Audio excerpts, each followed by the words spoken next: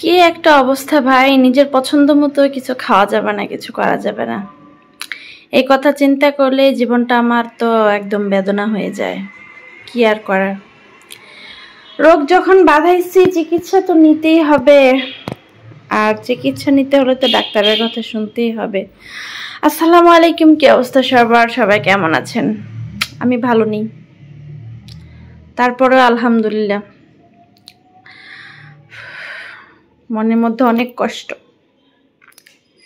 ডাক্তারের কাছে গেছিলাম, ডাক্তার বলতেছে ভাত খাওয়া কমাই দিতে হবে। আচ্ছা বলেন, একই তো বাঙালি, তারপরে আমি ভাত লাভার, ভাত ছাড়া আমি চোখে কিছু দেখি না। আমাকে পোলাও কোরমা বাদ দিয়ে এক মুঠো ভাত দিয়ে দিলে আমি তো খুশি। কি আর করব, এখন চিকিৎসা নিতে হলে ভাত খাওয়া কমাইতে হবে। মেন রিজন হচ্ছে আমার অনেক ব্যাক পেইন, নিজ পেইন শুরু হয়ে গেছে। এটা হচ্ছে প্রেগনেন্সির পরে থেকে আমার একদমই ওজন কমে নাই। ওজন না কমার দরুন আমার হাইট অনুযায়ী, এইজ অনুযায়ী ওজনটা একটু বেশি হয়ে গেছে। অনেক মোটা মানুষ আমি দেখেছি, কিন্তু তারা এরকম প্রবলেম ফেস করে কিনা আমি জানি না, কিন্তু আমি খুবই প্রবলেম ফেস করছি ইদানিং। ব্যাক পেইন তো মাঝে মাঝে হতো, অতটা ছিল না, কিন্তু ইদানিং মাস 2 মাস যাবৎ খুব বেশি ব্যাক পেইন, সাথে হাঁটুর পেইন শুরু হয়ে গেছে। এখন ডাক্তার বলছে যে ভাত খাওয়া একদমই কমাই দিতে হবে, খুবই খেলেও দুপুরবেলা খুবই অল্প পরিমাণে, তারপর 2 বেলা খেতে হবে রুটি। ভাই রুটি তো আমি একদম অপছন্দ করি, রুটি খেলে আমার গ্যাসের সমস্যা হয়, কনস্টিপেশন হয়ে যায়। এখন কি আর করা, তো ডাক্তার বলতেছে যে বেশি করে শাকসবজি খেতে হবে। শাকসবজি তো আমি রেগুলারই খাই, আমার অনেক পছন্দ, কিন্তু ভাত ছাড়া তো আমি চোখে কিছু দেখি না। এখন ভাতের নেশা আমি কিভাবে কাটাবো, আমি সেটাই বুঝতে পারছি না। আর এদিকে হচ্ছে আমার হাজব্যান্ড তো সবসময় আমার ভাত খাওয়ার বিপক্ষে।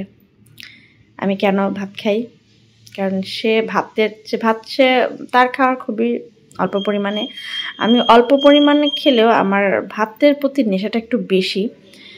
এখন কি আর করার, ডাক্তার যেহেতু বলছে 6 মাস আমাকে রেগুলারলি একটা রুটিন মেনটেন করতে হবে, ভাত খাওয়া কমাইতে হবে, আর হাঁটাহাঁটি তো আছেই। হাঁটাহাঁটি আমি রেগুলার সবসময় হাঁটাহাঁটি করি, ঘরের কাজকর্ম তো আছেই। তারপরে হাঁটাহাঁটির পাশাপাশি খাবার নাকি খুব মেনটেন করতে হবে, বিশেষ করে ভাত, আলু আর রেড মিট, অয়েল, এই জিনিসগুলো খুব মোস্ট ইম্পর্ট্যান্ট।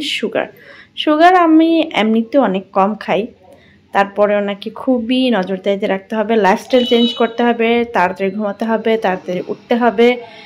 উফ, আগে যদি জানতাম তাহলে ওয়েট কখনো বাড়তেই দিতাম না। ওয়েট বাড়লে কি যে কষ্ট, সারাদিন বাচ্চার পেছনে ছোটাছুটি করে তো হাঁটুর ব্যথা অসহ্য হয়ে যায়। এখন চিকিৎসা নিচ্ছি, সবাই আমার জন্য একটু দোয়া করবেন প্লিজ, আমি যেন ভাতের নেশা কাটাতে পারি, আর আল্লাহ যেন আমাকে সুস্থতা দান করে। তো আমার কাছে মনে হয় যে সবাই মনে হয় আমার ভাতের শত্রু, সবাই শুধু আমার ভাতের পেছনে লেগে থাকে একদম। আমার বাবা মাও বলে, বাবা তো সবসময় বলে এই ভাত খাওয়া কমা, তুই এত ভাত করিস কেন। আর এখন ডাক্তার, হাজব্যান্ড সবাই। আজ পর্যন্তই, আল্লাহ হাফেজ।